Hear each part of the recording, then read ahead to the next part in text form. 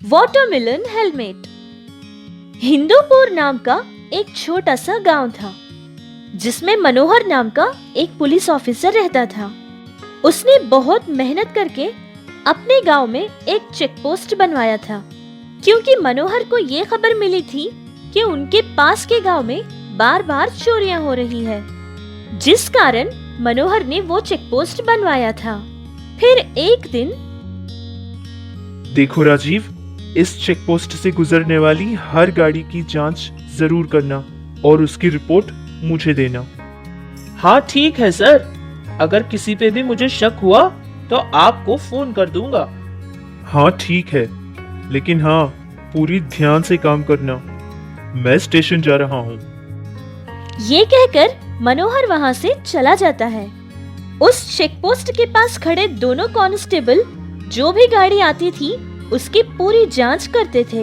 तभी एक आदमी एक बाइक पर आ रहा था और उसने अपने सर पर एक प्लास्टिक का डिब्बा पहना हुआ था, और वो ऐसे पहना हुआ था जैसे कोई हेलमेट पहनते हैं, जिसे देखकर वो कांस्टेबल उस लड़के को रोक लेते हैं और फिर मनोहर को फोन करके ये सारी बात बताते हैं। सर, अभी अभी एक आदमी आया है चेक पोस्ट के पास। वो हेलमेट नहीं पहना हुआ है। हेलमेट की जगह कोई प्लास्टिक का डिब्बा पहना हुआ है। फाइन लिखने के लिए तो आपका आना जरूरी होगा। हाँ हाँ, मैं अभी आ रहा हूँ। उस आदमी को वहीं रोके रखो। हाँ सर, ठीक है। इस तरह वो दोनों कांस्टेबल उस लड़के को रोक लेते हैं और पास में खड़ा करते हैं। फिर कुछ ही देर में मनोहर भी वहाँ पहुँच जाता है। अरे ये क्या, बहुत ही अजीब लग रहा है। क्या नया तरह का हेलमेट है?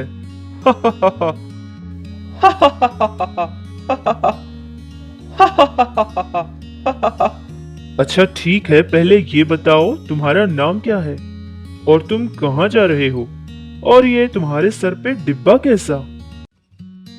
सर, मेरा नाम हरिश्चंद्र है और मैं पास ही के गांव में रहता हूँ।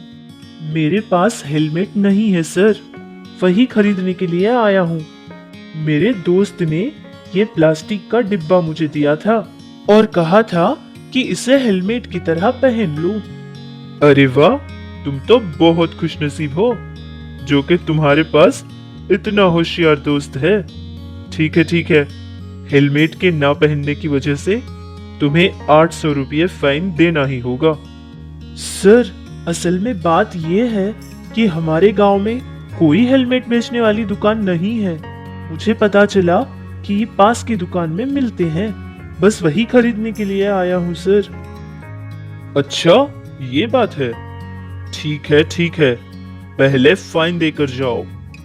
हरिश्चंद्र कुछ कर भी नहीं सकता था, इसलिए जैसा एसआई ने कहा था वैसे ही उसने फाइन के पैसे दे दिए थे और फिर वहाँ से चला गया था।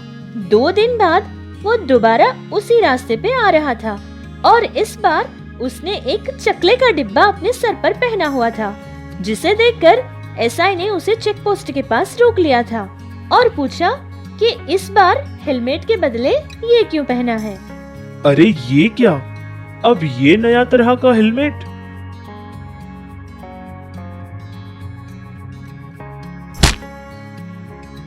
मैंने तुमसे पहले भी कहा था, लेकिन तुमने कहा कि हेलमेट खरीदने के लिए जा रहा हूँ, तो फिर कहाँ है तुम्हारा हेलमेट?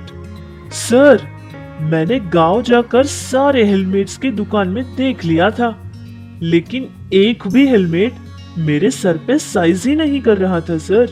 फिर उस दुकानदार ने मुझसे कहा कि 2 दिन में सारे हेलमेट्स आ जाएंगे, तब आकर खरीद लेना।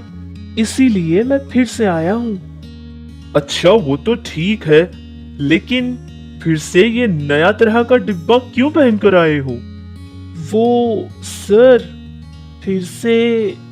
हाँ, तुम्हारे फ्रेंड ने कहा होगा कि अगर पुलिस वाले रोक लेंगे तो फाइन देना पड़ेगा, इसीलिए उसने ये नया तरह का डिब्बा दिया होगा।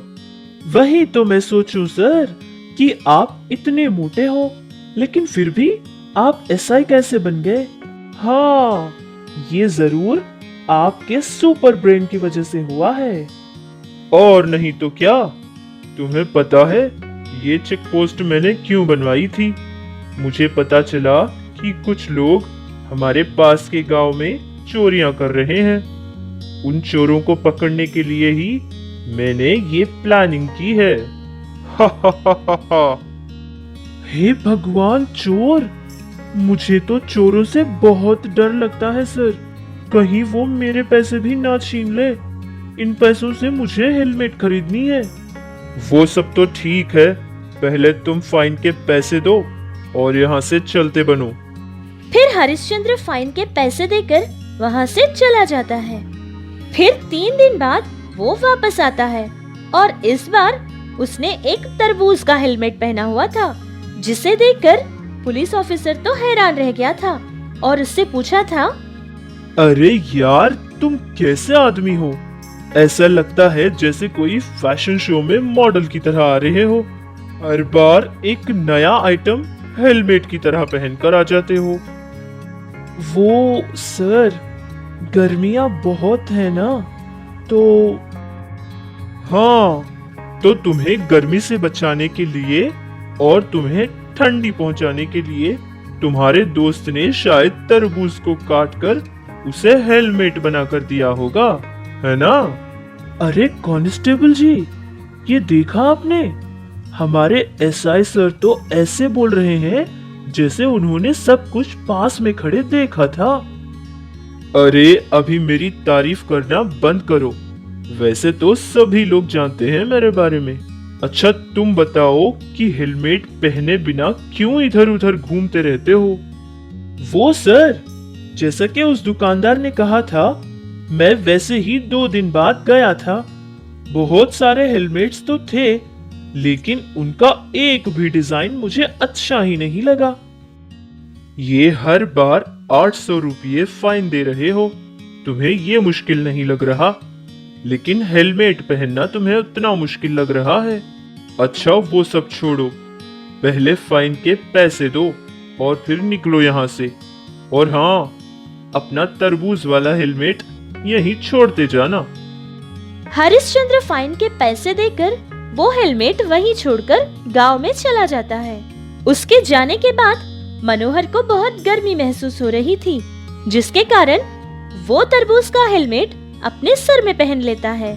ये सब वहीं पास में बैठा एक भिखारी देख रहा था और अपने आप में वो हंस रहा था। इसी तरह कुछ दिन गुजर गए थे।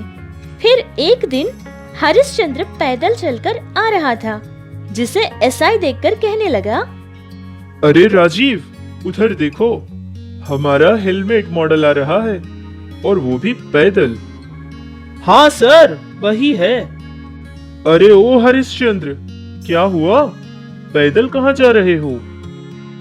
कुछ नहीं सर, मैंने अपनी बाइक बेच दी है।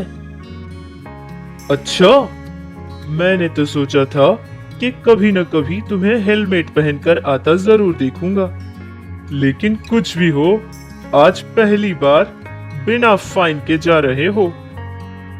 सब आप ही की कृपा है सर। ये कहता हुआ हरिश्चंद्र वहाँ से चला जाता है। वहीं पास में बैठा एक भिखारी उस पुलिस ऑफिसर को देखकर हंसने लगा। अरे क्या हुआ? मुझे देखकर तुम ऐसे क्यों हंस रहे हो? दूर हटो मुझसे। अच्छा, ये बताओ, ये एसआई वाली पोस्ट तुमने पैसे देकर खरीदी थी ना? अरे अरे, थोड़ा धीरे बोलो। वैसे तुम्हें कैसे पता चला ये सब? जो काम तुमने किया है, उसको देखने के बाद तो कोई भी कह सकता है। अरे मैंने ऐसा क्या कर दिया? हर बार अलग अलग तरह के हेलमेट पहनकर आता था। वही वो चोर है जिसे तुम इतने दिनों से ढूंढ रहे थे। क्या वो चोर था? अरे नहीं नहीं, ऐसा तो नहीं हो सकता। तुम और एसआई, ये भी तो नहीं हो सकता। तुम्हें नहीं लगता कि तुम कुछ ज्यादा ही बकवास कर रहे हो?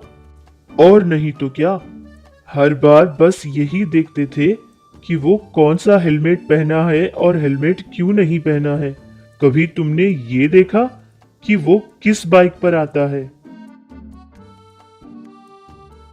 नहीं, वो हर बार तुम्हारे पास 800 रुपये फाइन दिया करता था और 50,000 से ज्यादा महंगी गाड़ियां ले जाया करता था। लेकिन तुमने वो सब कुछ नहीं देखा और उसका लाया हुआ तरबूज अपने सर पर पहनकर आराम से बैठे रहे। और इस तरह उस चोर को ना पकड़ने के कारण मनोहर को उसकी जॉब से सस्पेंड कर दिया गया था।